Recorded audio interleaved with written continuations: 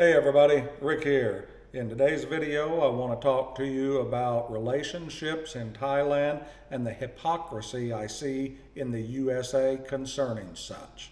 So with that said, let's get on with the video.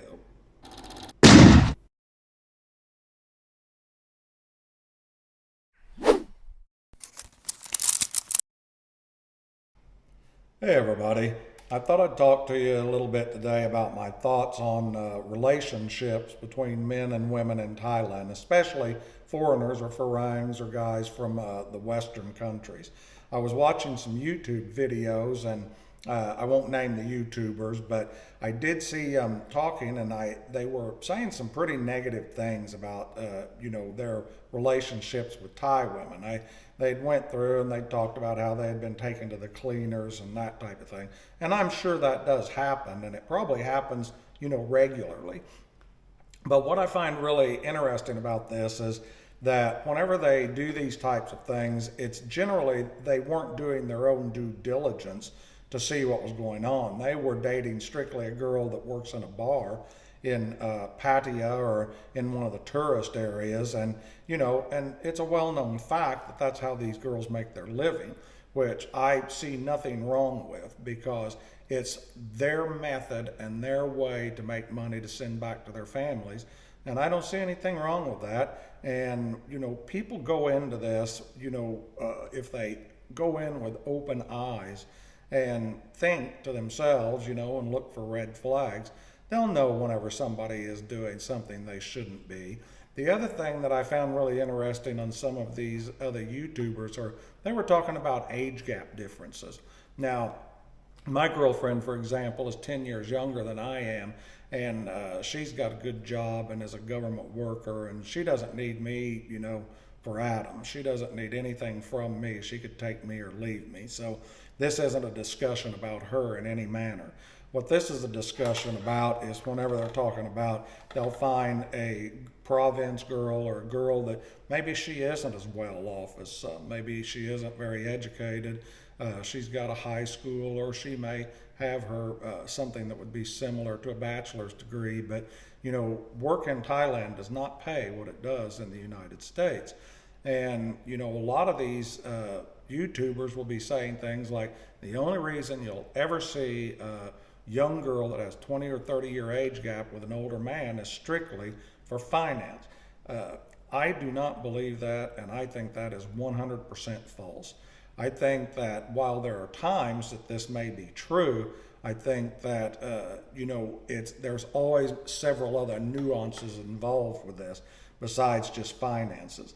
And where I find the hypocrisy in this with the United States is this something that a lot of Westerners and people from the UK have instilled in them from the time of birth, and this is instilled to them a lot of times by by women that say these type of things. And if you look at marriages, like if I look at my past failed marriage and I think about what this gentleman said about Thai women, and I think about my past marriage, I was only married 5 years, and this person cost me over $150K just to get out of the relationship, and they had nothing brought to the table.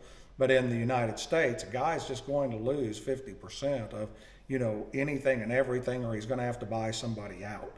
That's just how it is, and it doesn't make any difference whether they brought anything to the table or not. It's going to go against you most of the time, I can tell you. Now, I don't have any regrets about anything because once I got it done, it opened my eyes, and I traveled overseas and I seen how great things could be. But where I see the hypocrisy, again, I kind of digress, is anybody that thinks, especially in the United States, that you're going to get married and that this woman is not looking at you in a manner of what your finances are or how you're capable to support her, you're crazy, man. That's absolutely false. Thai women aren't doing anything different than what they're doing in the U.S., except in the U.S., a lot of times they're doing this in an extremely conniving manner. They'll do it over here and marry people. They'll marry famous people, things like that, just so once they get married after a few years of living with them, they can go file for divorce and they can get, hundreds of thousands, if not millions of dollars out of somebody. The divorce rate here is between 50 and 67%. And now then the male population here is just saying, hey, I don't want anything to do with this bullshit, and so that's why they're traveling overseas. Now, if you think about it, I know with my ex, let's say that from what some of these YouTubes are saying, for example, some of the tubers, that some of these guys, these older gentlemen, they'll hook up and find some really, cute, good-looking Thai girl that tells them everything they want to hear and is with them and, and stays with them, And so the guy is sitting there spending, maybe, I don't know, 5,000-10,000 baht on her, which is, $200-300. Now, think about it, guys. In the United States, have you ever had a wife that you didn't spend a minimum of that on? I mean, mine cost me a hell of a lot more than $200 or $300. They were saying, well, these girls are, talking them into helping them out with $200 or $300, a month to assist. Well, what's wrong with that? Did you go out on dates whenever you were young, and did you pay for the dates? Did you pay for the fuel? Did you pay for the movie? Did you pay for these type of things? Did you buy your girlfriend gifts? Did you buy her things on Valentine's Day? Did you, if she already had a kid, did you buy her kid presents when you were dating her? It's no different. And I find that it's very hypocritical of people in the States or from the UK or other, Western areas or any place for that example, to sit there and say, oh, it's just a big scam or people are trying to get money out of you and these guys are crazy for doing this. I call bullshit on it, you guys. Think about this too. Let's say you're a guy that is 70 years old and you go over there and you meet some girl that's 30 or 40 and she stays with you and she takes care of you and you guys go out together and you have a good time. And I know some guys over there that are in their 60s and 70s that have a wife that is anywhere from 20 to 30 years younger than them, and they're married to them, and they've been married for anywhere from 7 to 15 years or more, and they are extremely happy people. And why should this guy or this girl over this Thai woman not want happiness for themselves?